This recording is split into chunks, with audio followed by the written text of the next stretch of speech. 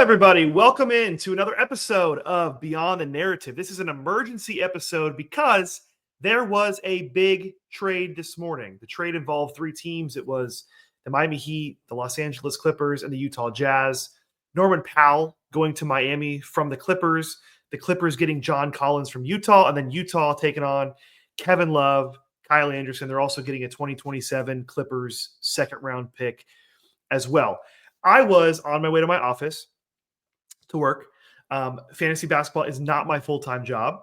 I was on my way to my office, and I was in the Dunkin' Donuts. I was getting my cold brew, my morning routine, getting my cold brew. And my brother texted me and said, "I like Norman." That's all he said. "I like Norman." And I don't have great Wi-Fi for whatever reason in like the Dunkin' Donuts or that plaza that the Dunkin' Donuts next to my house is located in. So I frantically was like, what does he mean by this? Does he mean Norman Powell? That was my first thought. And we're obviously both Heat fans. So I'm thinking like, did Norman Powell I didn't get any notifications on my phone. I don't know. I went to Twitter really quick, nothing refreshed. And I'm like, I don't know what's going on. So I'm like freaking out about what does he mean by this? Send the message. Doesn't send. It's just stuck in that little like loading line on the top of the iPhone that just like the message is still loading. So I have no clue what's going on. And then officially just drive out of the plaza and see that Norman Powell was traded. I got all the details of this trade. I was going to my office, like I said, I did like a full-on like Jason Bourne, like tire screech U-turn to come back to my home office to record a little fantasy breakdown because things do change off of this trade. I don't think it's some massive trade where it just affects everybody's fantasy value and changes the landscape of fantasy basketball, but it is a significant trade for fantasy purposes. So what I wanted to do is I just wanted to go through the details of the trade, go team by team, and just discuss the fallout. Because like I said, there is going to be fallout here, even for some players that weren't involved directly in the trade. And we'll get to that in a second.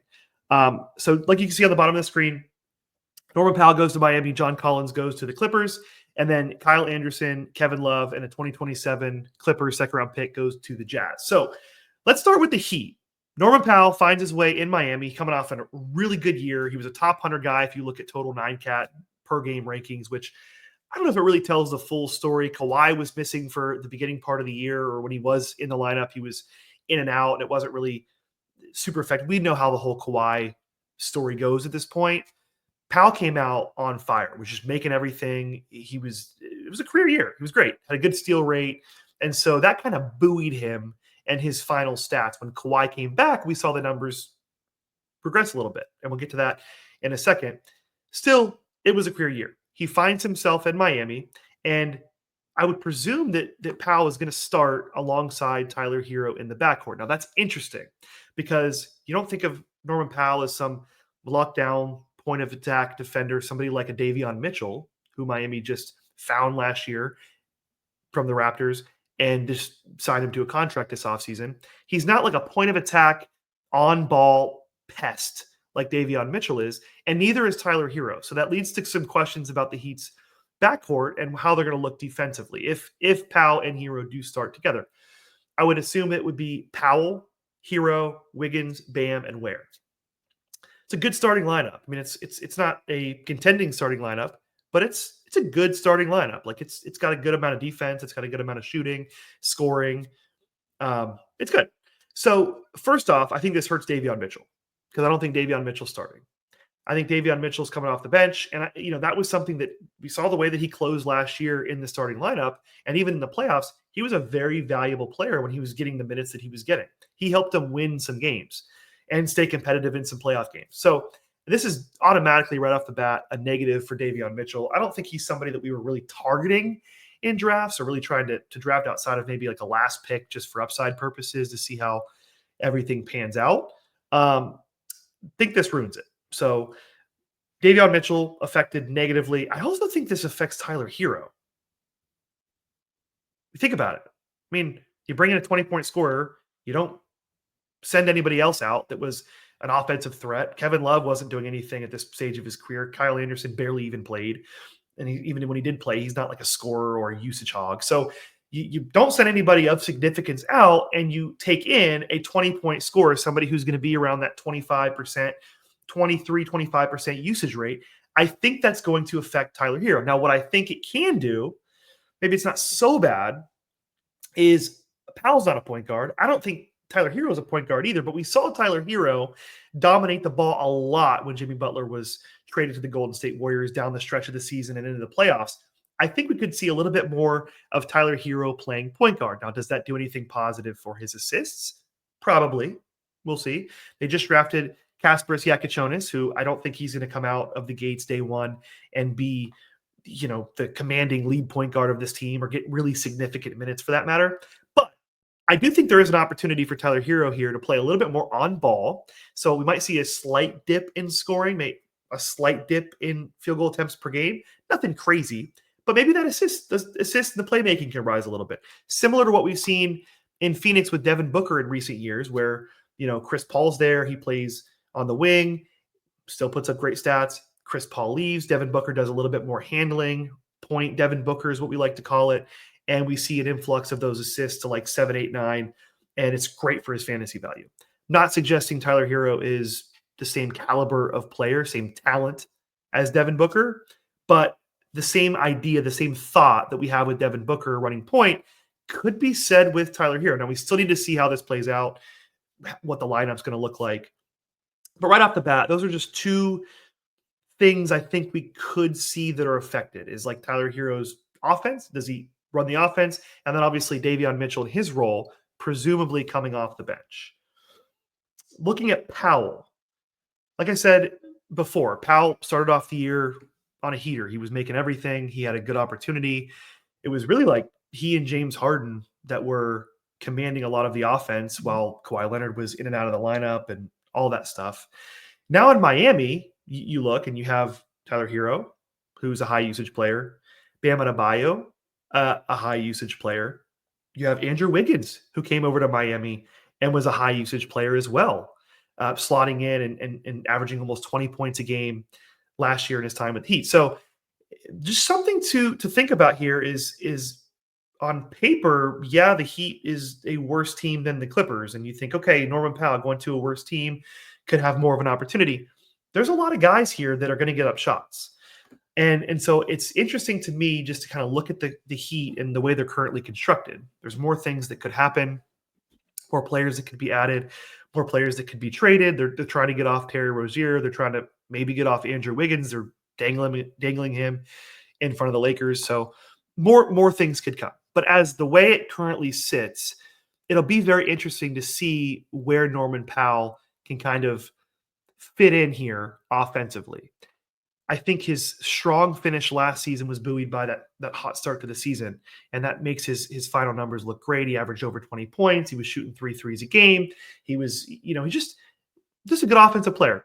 When Kawhi was in the lineup, that was 27 games, we saw everything come down just a little bit, right? He was down to 18 points a game. He had only 2.2 threes a game. He had 1.7 assists per game. These aren't like bad. Like he's not a bad player, but that's not somebody that we look at 18 points, 2, 1, 2.5 threes a game. And we're like, oh, this is a fantasy star. We're drafting him as a top 100 guy. That's just not who that kind of player is with those numbers. So can he come in and command 25% usage and fit in alongside the Bam, the Herro, the Wiggins, and command a large share of the offense? That remains to be seen. He's going to have to do that if we're going to view him the way that we were viewing him in Los Angeles last year. So I don't think right off the bat, if I'm drafting today, again, lots could change. If I'm drafting, I'm not wanting to draft Norman Powell in the 6th, 7th, 8th round. I'm just not trying to do it in Miami. I think he's going to have good seasons. I think he's going to have good spurts, good streaks, and he'll put up good numbers. But overall, looking at like the stretch of the season, if this roster looks the same, I think it's just going to be a little bit hit or miss with his stats, sort of like it was when Kawhi Leonard came back into the lineup in the Clippers last season and was more consistent in the lineup. We saw those numbers dip. So that's Powell. Flipping over to the Clippers side, right? So obviously the Clippers, they get John Collins from the Utah Jazz, and this should be a really good thing for his fantasy value. This should be a plus, a positive. Leaving from Utah, where they were tanking every year, he was sitting out March and April, and that was just one of the reasons why it was hard to draft Utah Jazz players. Now he will likely not have that problem, and it's a little bit less crowded. I mean, he comes over, he should presumably start the power forward alongside Zubac. Harden will play the point, and then Kawhi Leonard should play the three, I would say. And then the big question for me, and before I dive into the Collins stuff, just while we were talking about Norman Powell, his departure, who replaces him in the starting lineup? Is it Chris Dunn? Is it Bogdan Bogdanovic? Because whoever does could see a little bit of a value increase. If I had to guess who's going to replace Norman Powell, it would be Bogey. I think Bogdanovic, who was injured for last season, he came over, really wasn't himself, couldn't get into a rhythm offensively. We saw him start to play a little bit better in the postseason, and he became a weapon, somebody a part of their rotation who they trusted to put out there, and he played well. I think Bogey is a better player than Norman Powell. I think he has more offensive upside. I think he's a guy that can give you threes, shoot good percentages. He can play make a little bit with the ball in his hands. If Harden's off the floor, you can kind of let Bogey run point a little bit and set people up. He can get his own shot. He can create shots for others. He's a good player. I tend to think it's going to be him. Now, Chris Dunn is a better defender. So do they opt for more defense? Especially, if you have Harden and a Bogey in the backcourt, maybe it's Harden and Chris Dunn. And then you have Kawhi Leonard on the wing as well, who can obviously switch and guard fours and sometimes fives. So that'll be a very interesting part of this to see who steps up among that second or on the wing in Norman Powell's departure. So I happen to think it's Bogey. If it is Bogey, which is something that we're going to have to pay attention to into, the offseason, if more trades happen, if more signings happen, if more moves happen in the preseason, we're going to have to really pay attention to this and kind of see what it is. I do think Bogey is definitely somebody that we're drafting, somebody that I'd be interested in drafting probably 7th, 8th into the double-digit rounds. Not somebody that I'm reaching for. And again, I have to look into this a little bit more as we get closer to draft season. But this is a guy who does have top 100 upside if given the opportunity, if given the minutes. We had I think it was, don't have it in front of me now, but I think it was 24, 25 minutes in LA last year when he came over at the trade deadline. If that can get to 28 to 30 minutes, we're looking at a little spike in value when it comes to fantasy. So just something to think there. John Collins, mentioned it.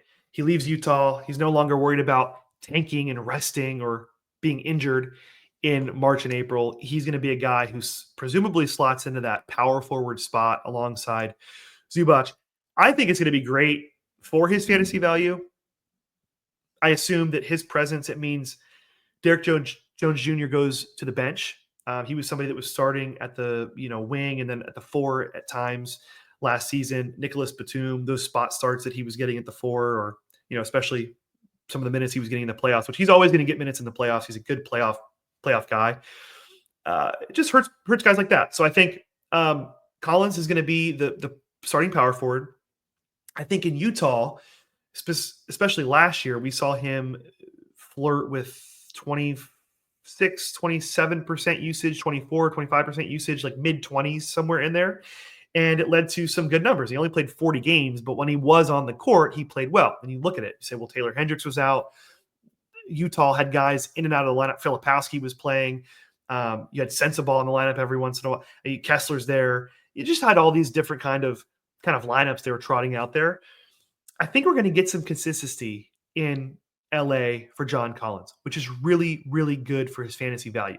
So I don't think he's going to flirt with the same usage that he saw last year. I think you're in a better team. There's more offensive weapons. There's more guys that are going to step up and can get you a bucket, and we're not looking to tank and lose games.